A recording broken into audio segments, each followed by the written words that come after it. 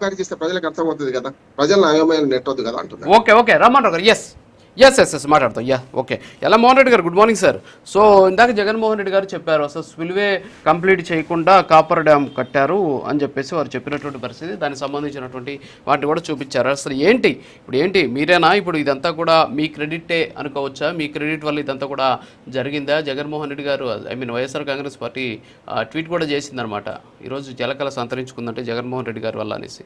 కానీ తెలుగుదేశం పార్టీ మాత్రం మీరంతా దాన్ని రివర్స్ టెండరింగ్ పేరుతోటి నాశనం చేశారు అనేది వాళ్ళు అంటున్నటువంటి మాట. సో ఏమంటారు సార్? రాజు గారు, మీకు ప్యానల్లో పాల్గొన్న పెద్దలకు, చూస్తున్న వీక్షకులకు అందరికీ పేరు పేరున హృదయపూర్వక నమస్కారాలు అండి. ఆంధ్రప్రదేశ్ లో ప్రాజెక్టులో ఏదైనా పేరు రావాలంటే అది డాక్టర్ వైఎస్ రాజశేఖర రెడ్డి గారికి తప్ప ఏ ముఖ్యమంత్రికి, గత ముఖ్యమంత్రులు కానీ తర్వాత ముఖ్యమంత్రులు కానీ రాదు. అది రాజశేఖర రెడ్డి గారు ముఖ్యమంత్రిగా ఉన్నప్పుడే ఈ పోలవరం ప్రాజెక్టును పూర్తి చేయాలనే ఆలోచనతో మొత్తం అన్ని పర్మిషన్లు తీసుకోవడం. మీరు ఇప్పుడు బండారు రామ్మోహన్ రావు చెప్పినట్టు 4 రాష్ట్రాలకు సంబంధించినటువంటి ప్రాజెక్ట్ ఇది. 4 రాష్ట్రాలకు సంబంధించిన ప్రాజెక్టుకు సంబంధించినటువంటి పర్మిషన్లన్నీ కేంద్రంతో రాజశేఖర రెడ్డి గారు తీసుకొచ్చినారు కాబట్టి ఆ ప్రాజెక్టు పనులు స్టార్ట్ అయినాయి. ఆ ప్రాజెక్టు రాజశేఖర రెడ్డి గారు ఉన్నప్పుడే ఆ ప్రాజెక్టు పనులు బ్రహ్మాండంగా జరుగుతున్నాయి.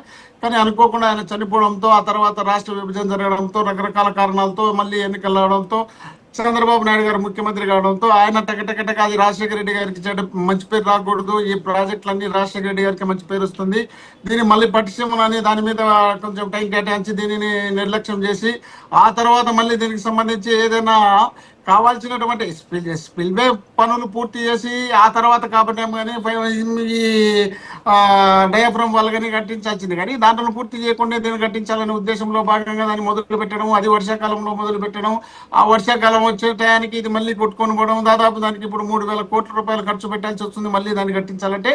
ఈ 3,000 కోట్ల రూపాయలు దుర్వినియోగం కావడానికి కూడా చంద్రబాబు నాయుడు గారే కారణము. అదేవిధంగా మొన్ననే ఈ మధ్యనే సిడబ్ల్యూసి ఒక అంతర్జాతీయ నిపుణులతో కూడుకున్నటువంటి కన్సల్టెన్సీని తీసుకుపోయి చూసి ఆ ప్రాంతంలో జరిగినటువంటి పరిణామాలన్నిటినీ ఒక లేఖ రూపంలో చంద్రబాబు నాయుడు గారికి పంపించడం కూడా జరిగింది.